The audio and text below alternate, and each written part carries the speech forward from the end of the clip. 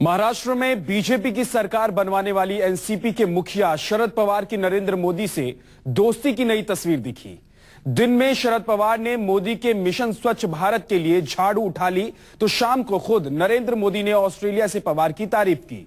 सवाल उठने लगा कि पवार ने झाड़ू तो पकड़ ली, अब कमल कब पकड़ेंगे। मुंह पर मास्क और हाथ में झाड़ू, इसे कहते हैं सियासत। मानो ऐसे ही झाड़ू लगाकर साफ कर दिया हो शरद पवार ने उन आरोपों को भी जो अब तक नरेंद्र मोदी से उनकी दोस्ती के आड़े में आ रहे थे। महाराष्ट्र में बीजेपी को बिना शर्त समर्थन देने वाली एनसीपी के प्रमुख शरद पवार ने मोदी के समर्थन में भी झाड़ू उठा ली।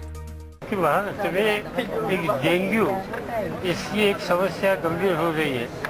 ऐसे समय पर खाली सरकार के ऊपर निर्भर रहना ठीक नहीं है, लोगों का भी सहभाग होना चाहिए।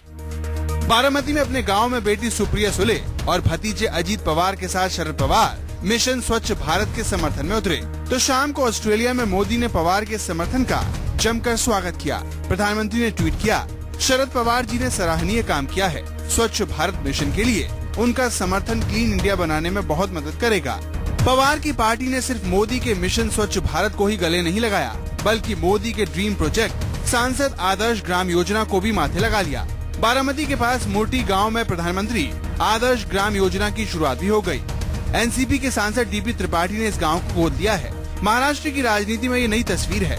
25 साल पुरानी दोस्त शिवसेना विपक्ष में बैठी है और जिन्हें पानी पी पी कर भ्रष्टाचारवादी कांग्रेस पार्टी का मुखिया कहते थे, उनके समर्थन से सरकार भी है। मिशन स्वच्छ भारत को सराहा भी। कहते हैं कि जब वक्त सही नहीं हो तो दुश्मन से भी हाथ मिला लेना चाहिए, और यही कर रहे हैं राजनीति के मंजे हुए खिलाड़ी शरद पवार। शरद पवार ने पहले महाराष्ट्र में बीजेपी की अल्पमत सरकार को एक नया जीवन दान दिया और उसके महज 48 घंटे बाद ही हाथ में झाड़ू लिए प्रधानमंत्री नरेंद्र मोदी की स्वच्छ भारत अभियान में सहयोग दिया। कैमरामैन दिलीप आवरे के साथ विनोद जगदाले, न्यूज़ 24 मुंबई।